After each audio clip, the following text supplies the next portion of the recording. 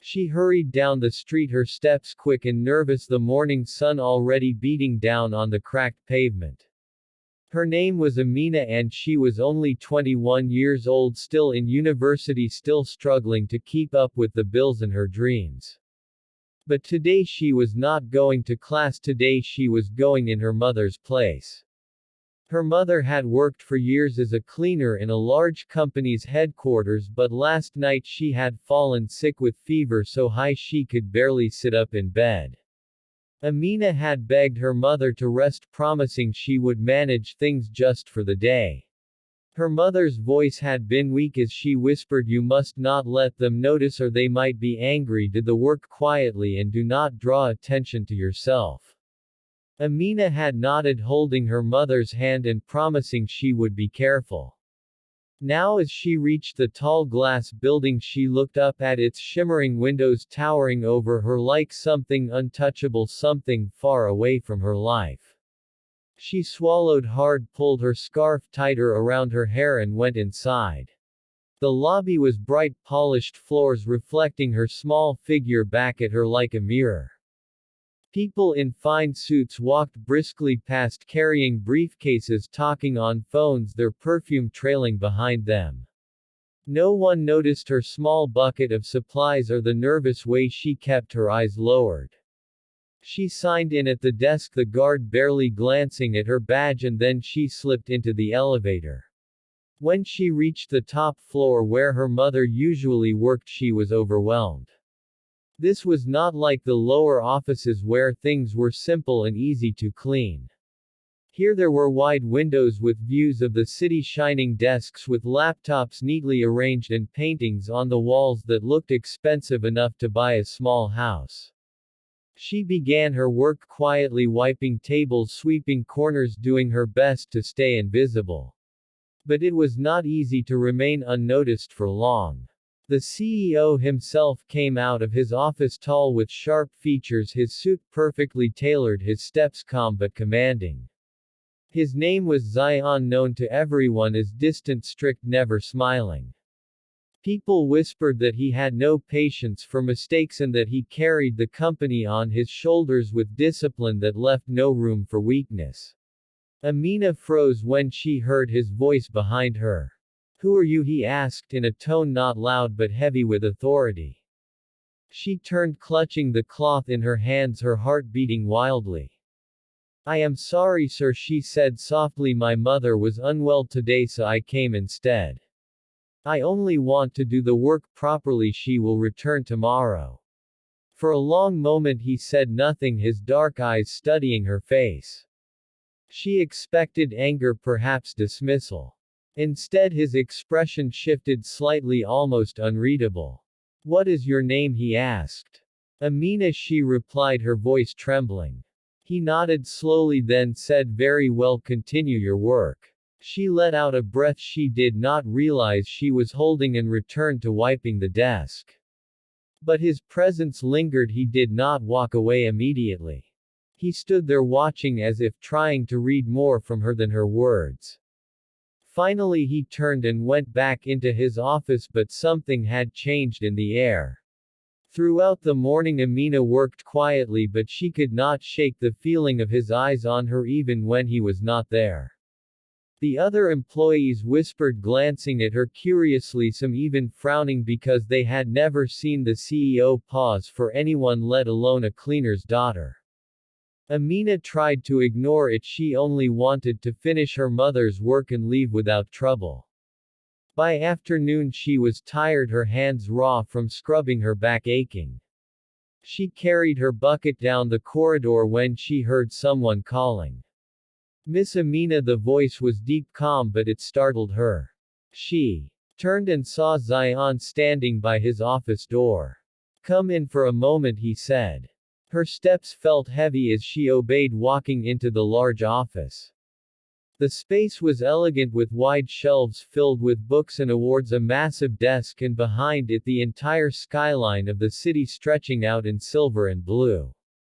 He gestured for her to stand near the desk. "You said your mother is ill," he began. "Sir," she whispered. "And yet you came here instead of resting or going to your studies." She looked down at the floor. I could not let her lose this job, sir. She needs it, we both do. His expression softened, though only slightly. You remind me of someone, he said after a pause. She looked up confused, but he did not explain further. Instead, he asked, where do you study? She told him the name of the university and the subject, literature. His brows lifted, slightly surprised. And do you plan to work after you finish? Yes, sir, I want to teach, she answered, though her voice was small. He leaned back in his chair, studying her again with that unreadable look. Then he said something that made her breath stop. Perhaps you should not be wasting your time scrubbing floors. She blinked, unsure how to respond. I do not mean to offend, he continued, but I see determination in your eyes and I value that. Your mother has worked here faithfully for years and now I see her daughter has the same strength. A silence stretched between them, the hum of the city faint through the glass. Amina finally whispered, I only wanted to help my mother, I do not need anything else. But he did not look convinced. We shall see, he said finally. You may go now. She left the office, her heart racing, unsure what he meant. That night when she returned home, she found her mother still weak but smiling faintly. Did anyone notice, she asked, worried. Amina hesitated, then said only that she had done the work well. She did not mention the CEO not wanting to trouble her mother with worry. Yet deep inside her something stirred. She had seen the man everyone feared, and instead of harshness he had spoken words she could not forget. Perhaps you should not be wasting your time scrubbing floors. The words echoed in her heart as she lay awake at night, staring at the ceiling, wondering what fate awaited her now. The next day her mother insisted on returning to work, but when they arrived together the receptionist stopped them, saying the CEO had left instructions. Only Amina was to report to the top floor. Her mother looked at her in shock, but Amina had no choice. She went upstairs trembling, unsure what awaited her. When she entered his office he was already there waiting. Sit, he said calmly. She obeyed. He placed a folder on the desk in front of her. I have been considering something, he said. We offer internships to bright students each year, but usually from elite families, those who already have advantages.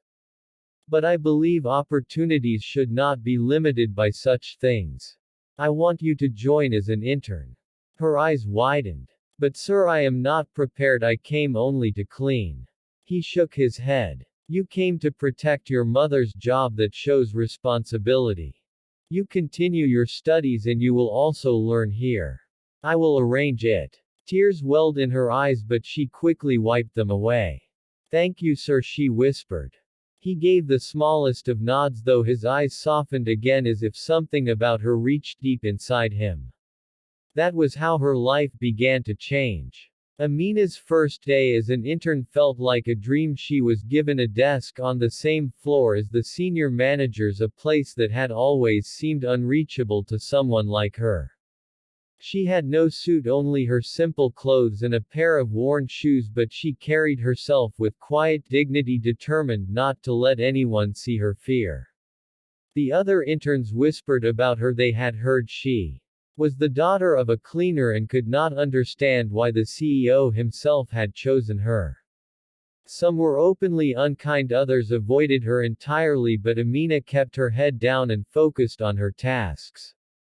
Zayan watched silently from a distance. He rarely interacted with the interns directly, but with Amina it was different. Sometimes he would stop by her desk, ask if she understood a document, or give her a task slightly more complex than the others. His tone was always calm, never indulgent, but there was something in his gaze that suggested he was testing her limits and quietly guiding her forward. At home her mother worried constantly. This is too much, she told Amina one evening when they shared a simple meal of lentils and bread. What if they turn against you? What if this kindness does not last? Amina only smiled and said, I will manage, Mama, I cannot let fear decide my life. Her mother looked at her daughter with both pride and unease, wondering what future awaited her. Days turned into weeks and Amina grew in confidence. She learned quickly, typing reports, organizing files, even preparing small presentations. The managers who at first doubted her began to respect her discipline, though some still resented the special attention she seemed to receive from the CEO.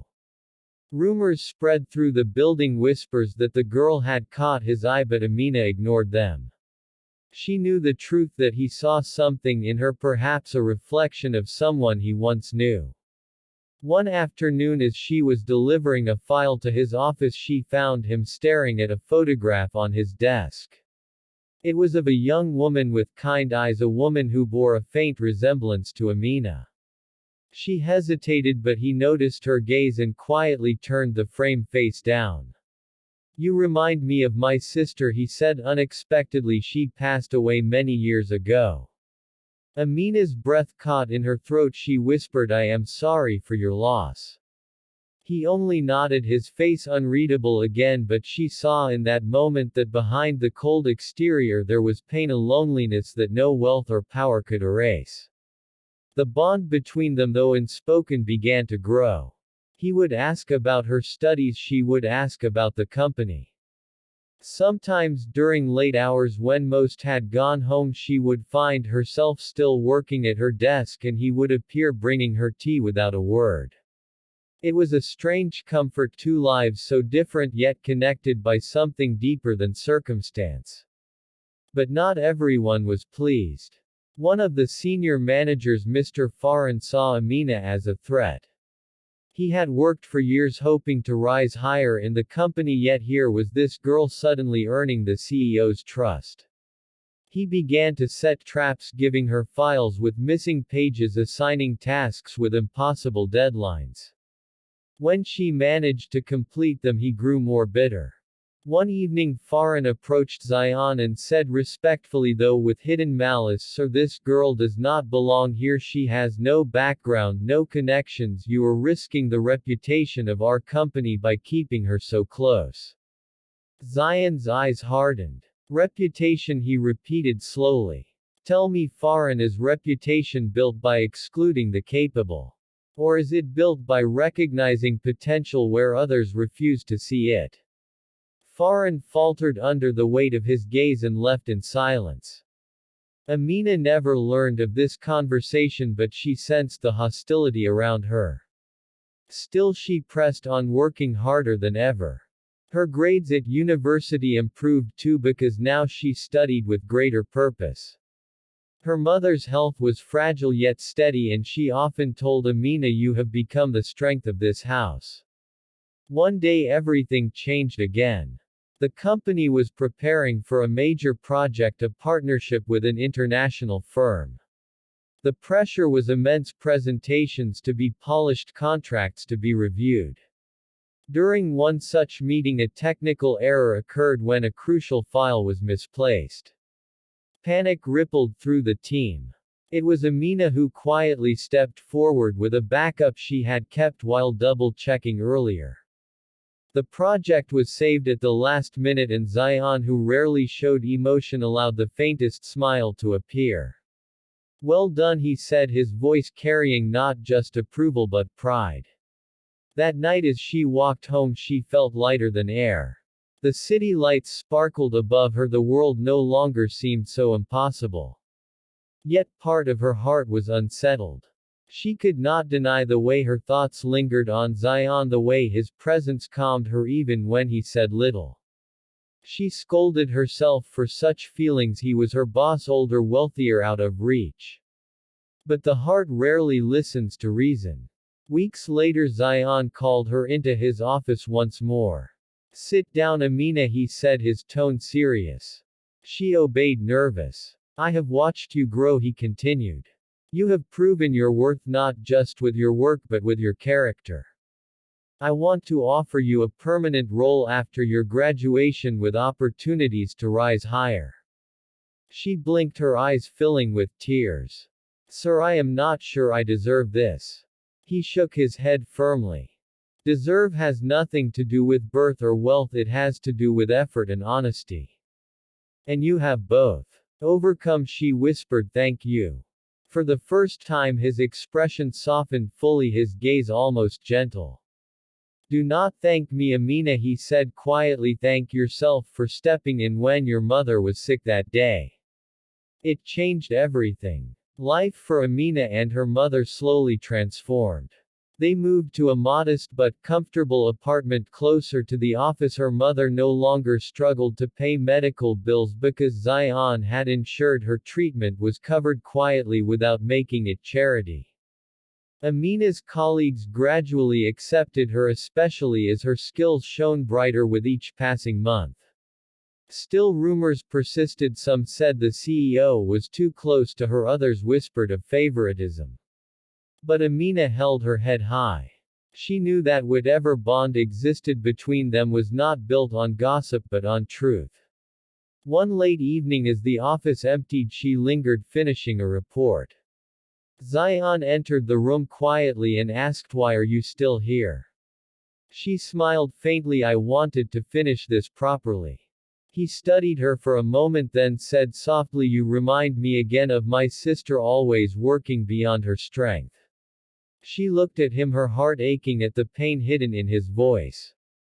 Sir, she said gently, you are not alone.